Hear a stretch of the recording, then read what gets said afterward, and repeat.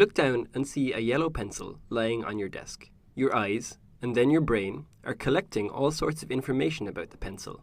Its size, colour, shape, distance, and more. But how exactly does this happen?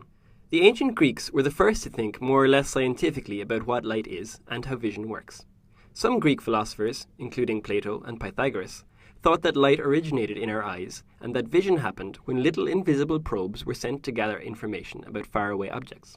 It took over 1,000 years before the Arab scientist Al-Hasan figured out that the old Greek theory of light couldn't be right. In Al-Hasan's picture, your eyes don't send out invisible intelligence-gathering probes. They simply collect the light that falls into them. Al-Hasan's theory accounts for a fact that the Greeks couldn't easily explain: why it gets dark sometimes. The idea is that very few objects actually emit their own light.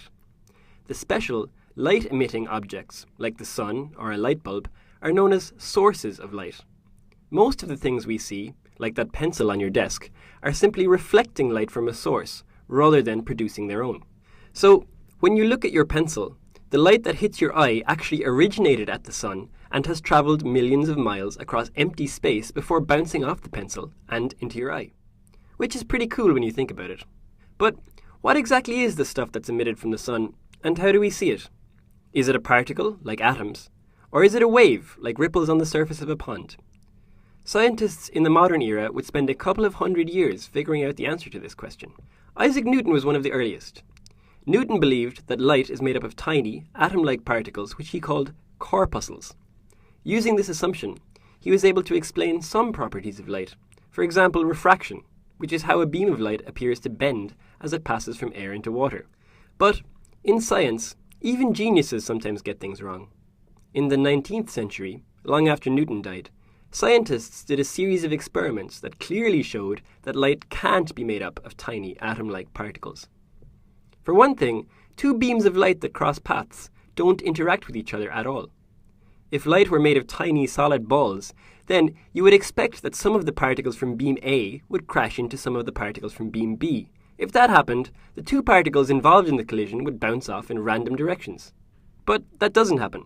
The beams of light pass right through each other, as you can check for yourself with two laser pointers and some chalk dust. For another thing, light makes interference patterns.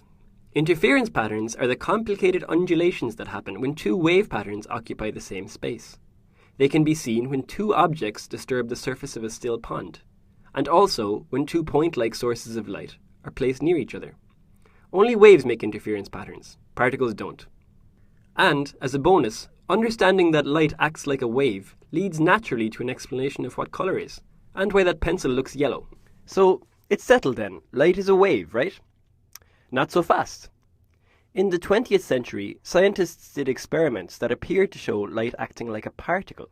For instance, when you shine light on a metal, the light transfers its energy to the atoms in the metal in discrete packets, called quanta.